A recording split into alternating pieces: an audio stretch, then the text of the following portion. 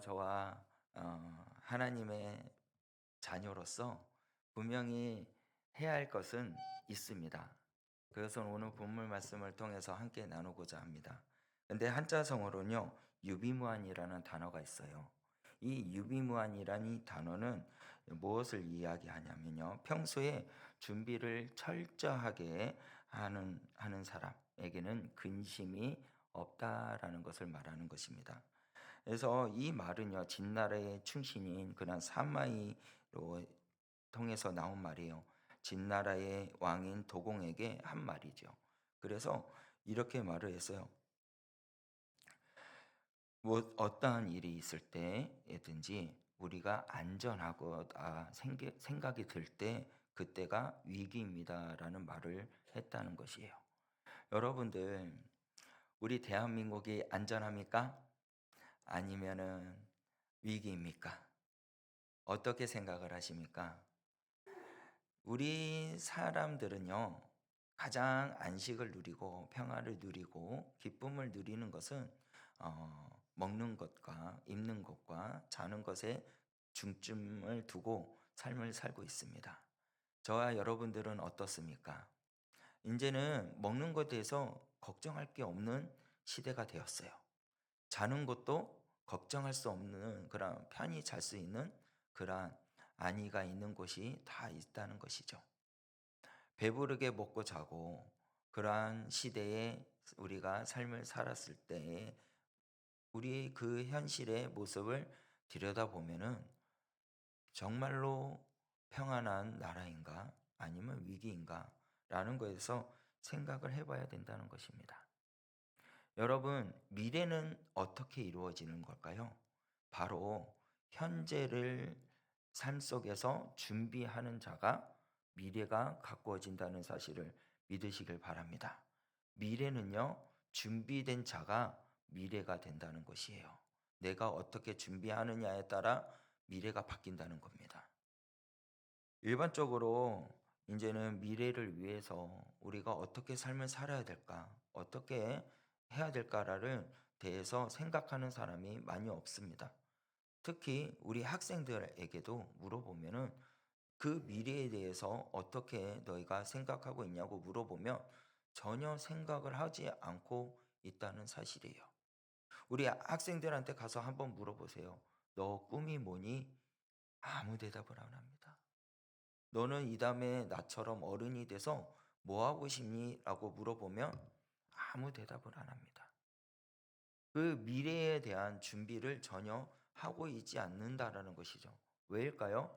지금 현재 이게 너무나도 편하니까. 그래서 생각을 하지도 않는다는 거죠. 저도 젊지만 또 젊은 사람들이 돈을 버는 거에 대해서 너무 쉽게 돈을 벌려고 하는 사람들이 많이 있어요. 그래서 어떤 한 유튜버가요. 그 유튜버 BJ라 그러잖아요. 그렇게 방송하는 사람들을. 그런데 그 BJ 어떤 한 사람이 정말 많은 사람들을 구독하는 사람을 하기 위해서 무엇을 하냐면 어, 독사를 잡아서 자기 몸에다 물리게 하는 엽기적인 그런 행위들도 하는 사람들이 있어요. 근데 안 죽어요. 또 계속 도구로 해서 막 그 이겨내는 그런 사람이 있어요. 참 쉽게 그렇게 해서 돈을 버는 사람들 많이 있어요. 근데 이러한 시대 가운데서 오늘 제가 이 본문 말씀을 보면서 저와 여러분들이 함께 나누고자 하는 것은 뭐냐면 그 첫 번째로는요, 슬기로운 사람이 되어야 된다는 것입니다.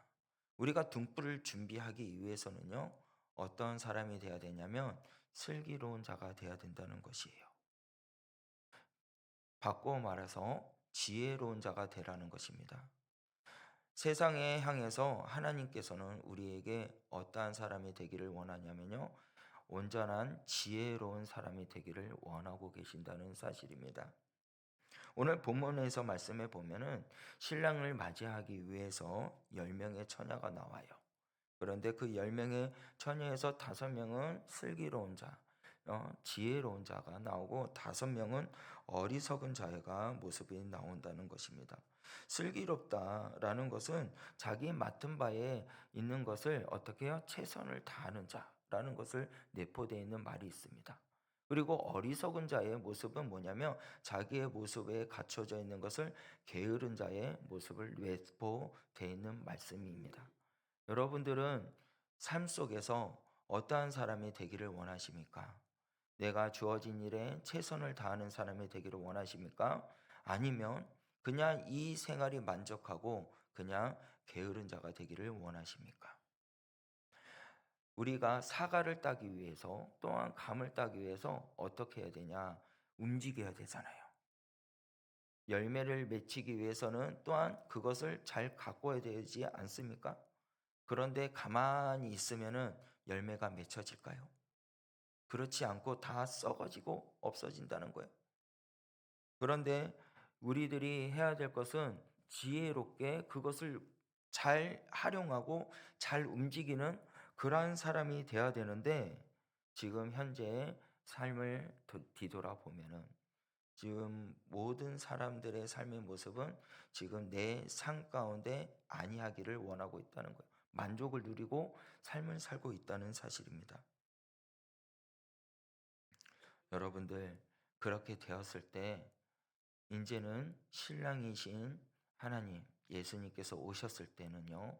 슬기로운 자, 지혜로운 자가 되지 못하면 아버지 앞에 들어가지 못한다라고 오늘 본문 말씀에 나와 있습니다. 여러분들 이 말씀 속에서 마지막에 말씀하기를 12절 말씀에 가면은 내가 너를 도무지 알지 못한다라고 말씀하고 있어요. 지혜로운 자는 하나님이 오시는 일을 위해서 맡은 바 일을 최선을 다하고 준비를 하며 나아갔고 또한 어리석은 자는 게을러서 그것을 준비하지 않고 가만히 있다가 주인이 오는 것을 보고 뒤늦게 그것을 준비하다가 주인 앞에 갔더니 주인이 나는 너를 도무지 알지 못한다라고 해서 쫓겨나는 모습을 보게 됩니다.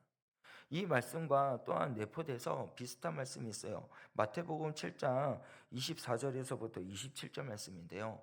그 말씀에 가서 보면은 이렇게 말씀을 하고 있습니다. 그러므로 누구든지 나의 이 말을 듣고 행하는 죄송합니다. 이 말씀에서 다시 이야기할게요. 지혜로운 자의 말씀은 지혜로운 사람은 이렇게 삶을 산다는 것이에요. 이게 마태복음 7장 24절에서 27절 말씀인데요. 다 같이 함께 읽겠습니다.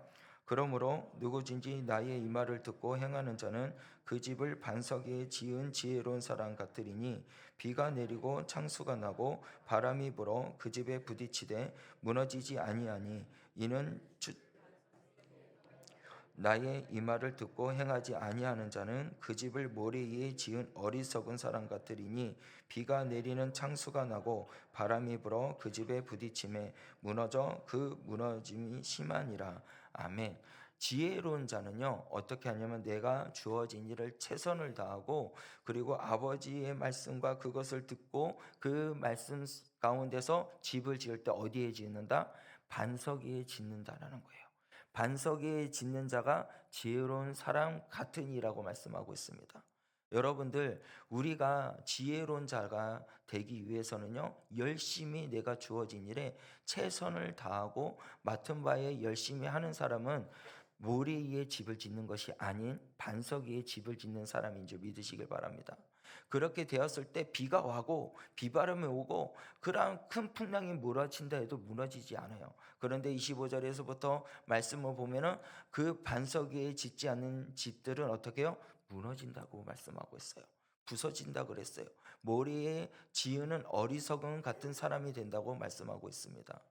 저와 여러분들은요, 정말로 지혜로운 자가 되기 위해서는 쉽게 설명을 하면 말씀을 가진 자, 말씀을 사모하는 자, 예수님과 함께하는 자가 반석에 집을 짓는 사람인 줄 믿으시길 바랍니다. 그래서 여러분들은 이 땅 가운데 삶을 살아갈 때 정말 지혜로운 자가 되기를 원하신다면 말씀을 사모하는 자가 되셔야 됩니다.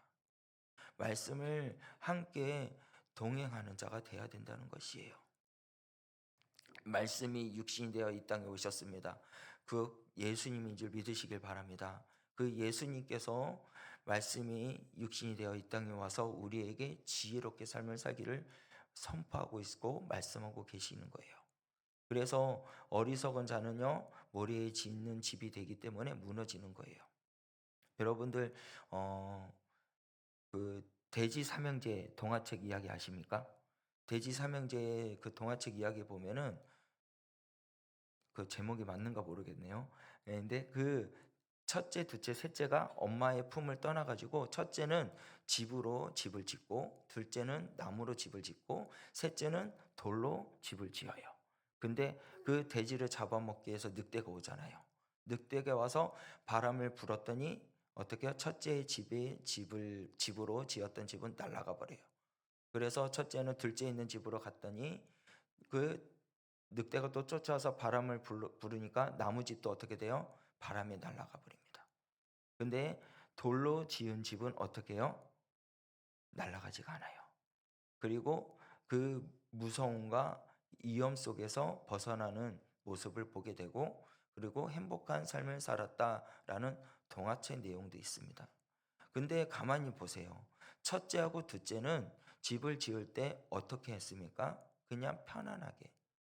그냥 내 이것이 좋다라고 생각하고 편안하게 지었더니 위협이 찾아왔다는 거예요. 아픔이 찾아왔다는 거예요. 그런데 셋째인 그 돼지는 집을 지을 때 돌로 집을 지었잖아요. 집으로 집을 짓는 것과 나무로 집을 짓는 것과 돌로 집을 짓는 것, 이 세 가지 중에서 뭐가 더 힘들까요? 뭐가 더 어려울까요? 돌로 맞춰가면서 집을 짓는 것이 어려운 거예요. 근데 그 내포된 이야기가 뭐냐면 그 집을 살기 위해서 내가 최선을 다했다라는 거예요. 그 안전을 지키기 위해서 최선을 다했다는 겁니다. 여러분들 정말 지혜로운 사람은요, 내가 주어진 일에 최선을 다하는 사람인 줄 믿으시길 바랍니다.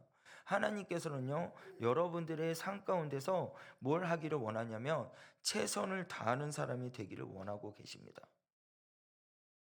그러기 위해서 이제는 이 10명의 처녀들이 이제는 이제 등불을 준비하기 위해서 이렇게 준비하고 있다가 기름이 떨어진 것을 알게 됐어요. 그래서 이제 큰일 났다. 이제 나의 신랑이신 분이 언제 올지 모르니 내가 등불을 이 기름을 준비해야 되겠다 하고 5명의 처녀는 나가서 기름을 사 갖고 와서 준비해요. 그런데 그 5명의 어리석은 그 처녀들은 어떻게 했냐면 주인이 언제 올지 모르니까 가만히 있었어요. 1시간, 2시간, 3시간. 여러분들 이때 결혼식은요 보통 낮이면 다 끝나거든요. 그렇지 않습니까? 보통 저녁 때까지 가지가 않아요. 그런데 이 10명의 처녀들은 신랑이 오는 것을 기다려도 오질 않습니다. 그래서 본문 말씀 우리 25장 5절 말씀에 가서 보면은 뭐라고 말씀하고 있어요? 5절 말씀에 가니까 신랑이 더디 옴으로 다 졸며라 그랬어요. 그러니까 우리들이 최선을 다하고 어떻게 요? 준비하는 자가 되고 기다리는 사람이 돼야 되는데 다 어떻게 요? 신랑이 언제 올지 모르니까 이게 기다리다가 지쳐서 다 졸게 되었다는 거예요. 졸다 보니까 이 등불에 있는 기름이 다 떨어지는 거죠. 그래서 이 기름을 준비한 처녀들은 어떻게 요? 신랑이 갑자기 6절 말씀에 가서 보면은 밤중에 소리가 나는 거예요. 신랑이 오는 모습. 그 소리가 나오매 기름을 준비한 사람은 등불에 그거 꺼지지 않게 기름을 부어서 신랑을 맞이합니다. 그런데 어리석은 자들은 어떻게 요? 기름이 다 떨어진 거예요. 조는 사이에. 그래가지고 신랑을 맞이하지 못합니다. 그래서 5명에게 가가지고 우리에게도 기름을 나눠줘라. 근데 우리도 이것밖에 없다. 너희들이 가서 다시 사갖고 와서 신랑을 맞이하라고 이야기합니다. 여러분들 어떠한 사람이 어리석고 어떠한 사람이 지혜로운 사람입니까? 우리는요 이 땅에 삶을 살아갈 때요 예수님께서 이 땅에 언제 오실지 몰라요. 그렇기 때문에 우리는 지혜로운 자가 되어야 됩니다. 그래서 내가 주어진 삶을 최선을 다하는 사람이 돼야 돼요. 여러분들 이 시대가요. 아까도 이야기했지만 평안한 시대인가요? 안전한 시대인가요? 아니면 불안한 시대인가요? 악이 가득한 시대인가요? 물어봤을 때 여러분들은 어떻게 생각을 하십니까? 이 세상 가운데 하나님께서는 여러분을 통해서 등불을 켜는 그러한 믿음의 사람이 되기를 원하고 계신다는 것이에요. 여러분들 등은요 위에 달려야 빛을 발합니다. 아래에 있으면 빛을 발하지 못해요. 그래서 빛은 등경 위에 두나니 라고 말씀하고 있어요. 여러분들은 빛이 되기를 원합니다. 하나님께서 말씀하잖아요. 너희들은 세상의 빛이라고 말씀하고 있어요. 우리는 빛의 사명을 가진 사람이기 때문에 빛을 발하기 위해서 무엇을 해야 되냐? 최선을 다하는 사람이 되어야 될 줄 믿으시길 바랍니다. 근데 이 시대가요, 계속 악해져 가고 있고 빛을 잃어가는 시대로 가고 있는 가운데 이 세상에 있는 빛의 자녀들을 어떻게 하냐면 어두운 가운데 몰아가고 있다는 거예요. 우리가 분명히 알아야 될 것은 코로나 시대 때요. 분명히 세상에는 예배를 드리지 못하게끔 억압을 했어요. 그렇지 않습니까? 예배를 못 드리게 제재를 하고 거리를 두게 하고 예배 자리에 있는 것도 몇 칸씩 띄어서 앉으라고 하고 인원을 제한하고 또한 코로나가 걸린 교회는 아예 교회를 문을 닫게 하고 예배를 드리지 못하게 하는 그런 힘든 시절 때가 있었지 않습니까? 그런데요, 지금 1027 10월 27일 날에 그때는 주일이에요. 근데 그때 주일날 가서 예배를 드리는 거에 대해서 불만을 갖는 사람들이 많이 있습니다. 아니, 거룩한 주일인데 왜 하나님의 성전에서 예배를 드리지 않고 왜 그곳에 가서 예배를 드리냐? 하나님이 정말 원하는 예배가 어떤 예배가 하나님이 원하시는 것이냐라고 말하는 사람이 있어요. 그러면 그렇게 말하신 분들이라면 코로나 때 왜 그러면 예배 자리를 안 지키셨냐라는 거예요. 코로나 때 예배를 지켜야죠. 본 예배가 중요하다고 그러면은 그 예배의 중요성이 있다고 생각하면 그 예배를 목숨을 걸고 예배 자리를 지켜야 되지 않습니까?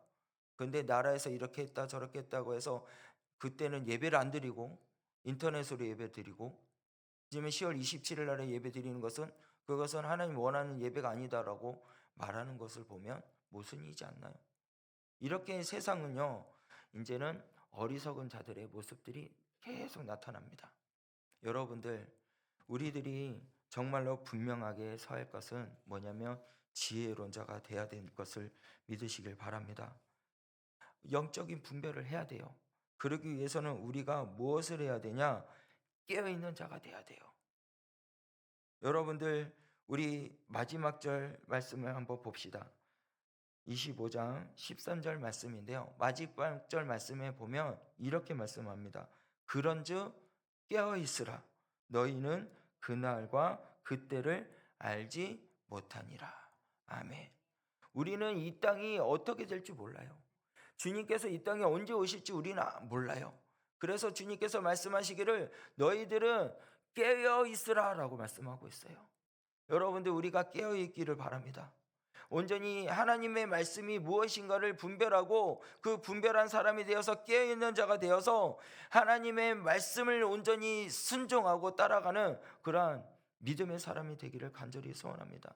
아까도 이야기했지만 내가 너를 도무지 모르겠다라는 그 구절 속에서도 이 비슷한 말씀이 뭐냐면 마태복음 7장 22절 말씀에 가서 이렇게 말씀하고 있는 거예요. 뭐라고 하냐? 너희들은 그때의 일을 알지 못한다.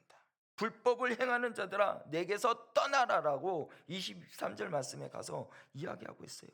여러분 7장 22절과 23절 말씀에서 보면은 이제는 너희들이 선지자 노릇을 하고 주의 이름으로 귀신을 쫓아내고 주의 이름으로 많은 권능을 행했지만 그렇지만 하나님 앞에 섰을 때 뭐라고요? 불법을 행하는 자들아 그래요. 여러분들 이 마지막 시대 때는요 이러한 일들을 하는 사람들이 많이 나타납니다. 주의 그리스도의 이름으로 내가 말씀합니다라고 했지만 그 내포 속에는요, 나의 의가 나타내는 사람들이 많이 나타나게 되어 있어요. 그래서 주의 이름으로 선지자 노릇하고 주의 이름으로 귀신을 쫓아내고 주의 이름으로 많은 권능을 낸다 할지라도 하나님 앞에 섰을 때는 내가 너를 도무지 모른다 라고 이야기하게 된다는 거예요. 그래서 우리는 깨어있는 자가 되어야 됩니다. 많은 유튜브에도 봐봐요. 유튜브 속에서도요, 여러분들 정말 유명한 분들이 많은 이야기를 하고 우리를 현혹하게 하는 말이 있습니다. 근데요, 우리가 그 말을 듣기 이전에 우리 마음 가운데 무엇이 세워져야 되냐면 말씀이 세워져 있어야 돼요. 유튜브를 보고 이것이 진리이다. 유튜브를 보고 이것이 맞구나. 이것을 우리가 따라야겠구나라는 것이 아니에요. 우리가 따라야 할 것은 오직 우리 주 예수 그리스도의 말씀밖에 없다는 것 사실을 믿으시길 바랍니다. 말씀밖에 없어요. 이 시대에 우리가 깨어있는 사람이 되기를 원합니까? 말씀의 중심이 서 있는 사람이 돼야 영적인 분별을 할 수 있고, 그리고 등불을 준비하는 사람이 될 수 있다는 거예요. 그런데 이 시대가 계속 많은 것을 우리들을 현혹시키고 있고 우리를 넘어뜨리고 있다는 사실입니다. 데살로니가 전서 5장 3절 말씀을 우리 다 같이 함께 보기를 원합니다. 다 같이 읽겠습니다. 시작.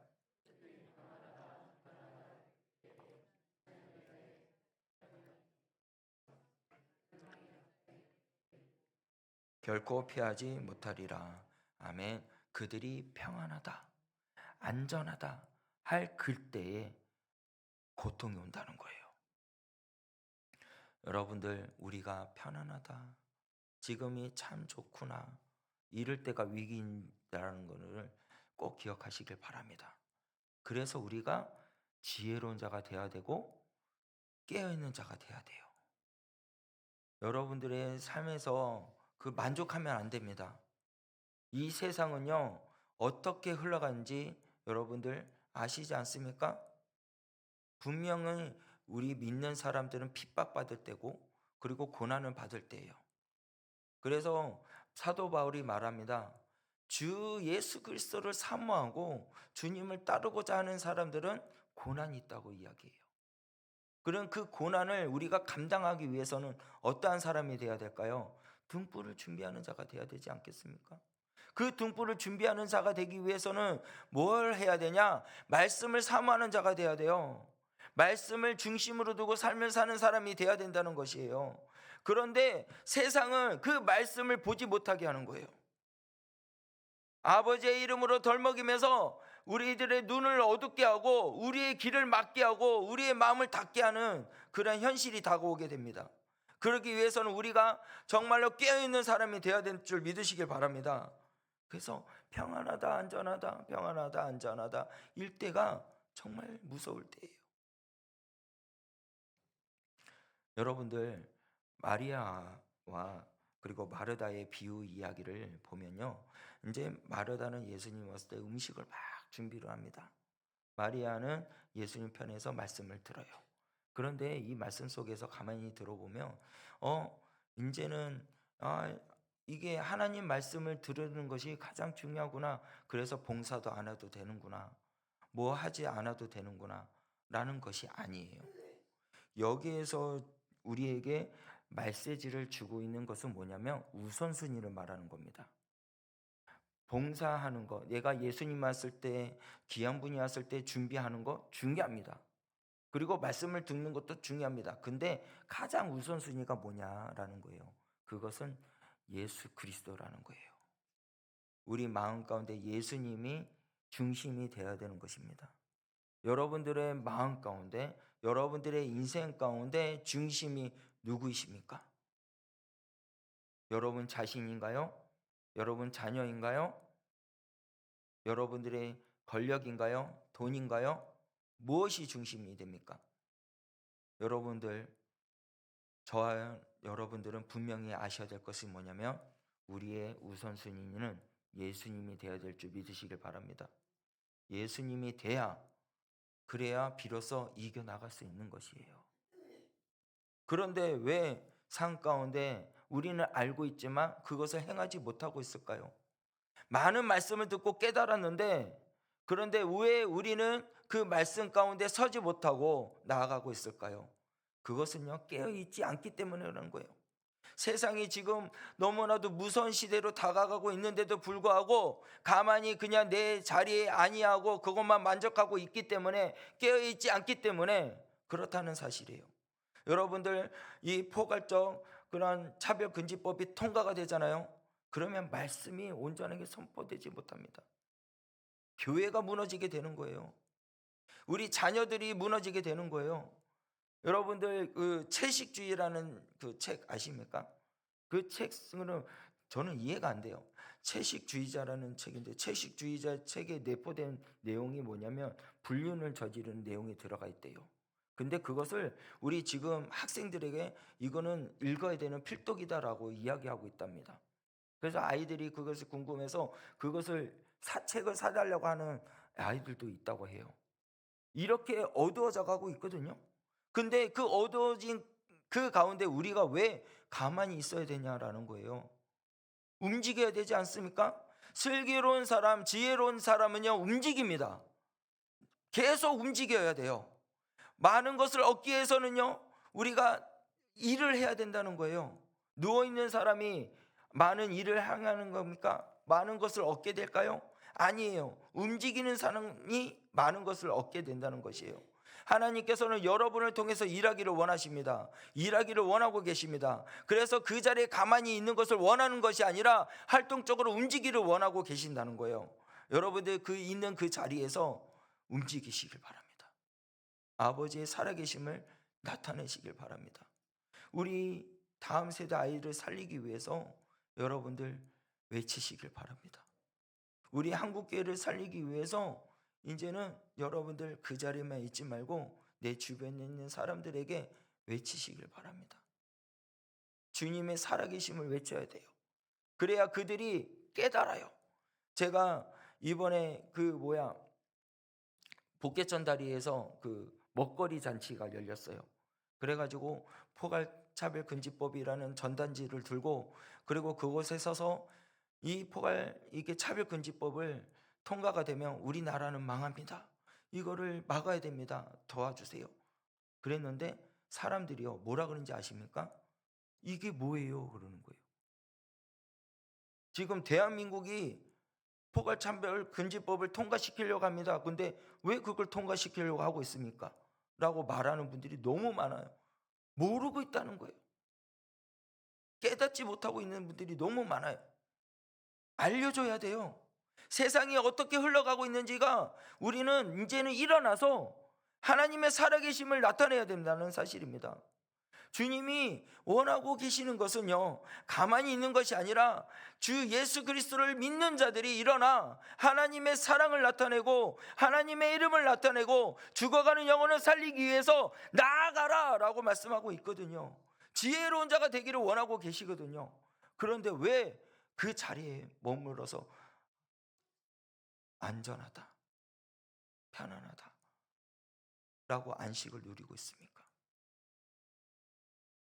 하나님을 사랑하는 사람이라면, 예수님을 정말 사랑하는 사람이라면 여러분 선포해야 됩니다. 예수님을 나타내는 삶을 살아야 돼요. 그러한 삶을 살기 위해서는 우리는요, 뭘 해야 되냐? 깨어나는 사람이 돼야 돼요. 이제는 우리가 깨달았잖아요. 여러분들, 주님이 여러분을 사랑하고 그래서 우리 위해서 모든 것을 주었고 우리에게 새 생명을 주었는 그 사랑, 우리는 깨달았잖아요. 그러면 그것을 알지 못하는 자들에게 우리가 어떻게 해야 돼요? 그들이 그것을 깨닫게 하기 위해서 우리는 지혜로운 자가 되어야 된다는 사실입니다. 죽어가는 영혼들을 살리기 위해서 나만 천국 가면 되는 것이 아니라 여러분들 한 영혼들을 살리기 위해서 나아가야 된다는 사실이에요. 초등학교 앞에 나가서 전도를 하는 때마다 아이들이요, 얼마나 순수하게 하나님을 영접하는지 모릅니다. 하나님을 영접해요. 그리고 그 마음 가운데 그것을 일하시는 이는 하나님밖에 없겠죠. 그러나 우리가 선포했을 때 죽어가는 영혼은 주께로 돌아올 줄 믿으시길 바랍니다. 여러분들 깨어 있어야 돼요. 등불을 준비하지 않는 자들은요, 죽음에 이르게 되고요. 그리고 하나님 앞에 섰을 때 내가 너를 도무지 모른다고 이야기해요. 하나님, 나는요 기도했습니다. 하나님, 나는 열심히 헌금도 했습니다. 하나님, 나는 일을 많이 했습니다. 근데 그 자리에 아니하는 사람들은요, 내가 너를 도무지 모른다고 했어요. 내가 너를 모른다고 해요. 악을 행하는 자여, 나에게 떠나라고 그렇게 말을 해요. 여러분들, 하나님 앞에 섰을 때 어떤 말을 듣는 사람이 되기를 원하십니까? 칭찬받는 자가 되기를 원합니다. 착하고 충성된 종아, 내 잔치의 자리에 참여하여라. 그 음성을 들을 수 있는 우리 구미성족의 성도님들이 되시길 바랍니다. 등불이 켜져야 돼요. 이 나라가 다시 한번 더 깨어나기를 바랍니다. 이 나라가 살아야 교회가 삽니다. 교회가 살아야 우리 주일학교 학생들이 살아요. 여러분들, 우리의 미래의 주인공들은 우리 주일학교 학생들이에요. 여러분들, 이 세상의 악법이 통과되면요, 정말 이 악법이 통과되면 이 아이들은 죄가 죄인지를 모르게 돼요. 진짜 그렇습니다. 여러분들, 지금 이 시대에 살고 있는 이 아이들의 핸드폰이요, 정말 이게 정말 아이들에게 소중하잖아요. 우리들도 소중하잖아요. 그런데 이 핸드폰이 자체가 신기하지 않아요.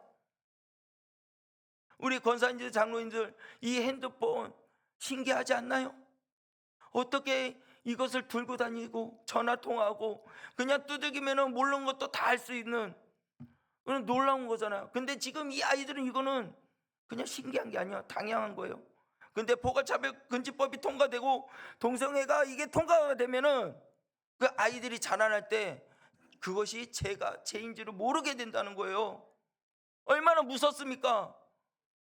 교회 왔을 때도 이것이 당연하게 생각하는 거예요. 나는 남자다, 나는 여자다. 여러분들, 하나님께서는 분명히 우리를 창조하실 때 남자 여자를 창조하셨어요. 근데 세상에 있는 사람들이 그것을 어떻게 해요? 하나님의 창조 질서를 바꿔버리고, 그리고 이 아이들이 하나님 앞에 온전히 서가지 못하도록 어떻게 악법을 만들고 그 아이들을 영혼을 죽이는 일을 만들고 있다는 사실이에요. 그런데 왜 우리들이 가만히 있을 수 있습니까? 여러분들, 우리 대한민국이 어떻게 설 수 있는지 아십니까? 믿음의 선배들이요, 죽으라고 기도했어요. 대한민국을 살리기 위해서요, 산에 올라가서 나무 하나 다 붙잡고 그 뿌리가 뽑힐 정도로 주여 하고 크게 부르짖으며 기도했다는 거예요.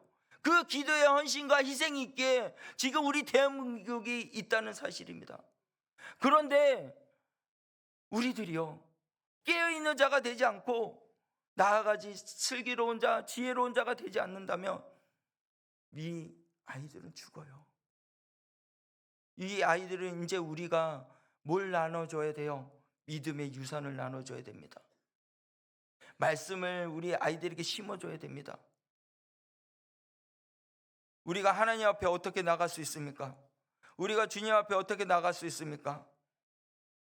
여러분, 내 마음 가운데 예수님이 중심이 됐을 때 주님 앞에 나아갈 수 있어요. 여러분들, 우리가 저 천국에 갈 수 있는 것은 오직 여호와 우리 주 예수 그리스도밖에 없다는 사실입니다. 그 어떤 걸로 통해서도 하나님 앞에 나아갈 수 없어요. 일어납시다.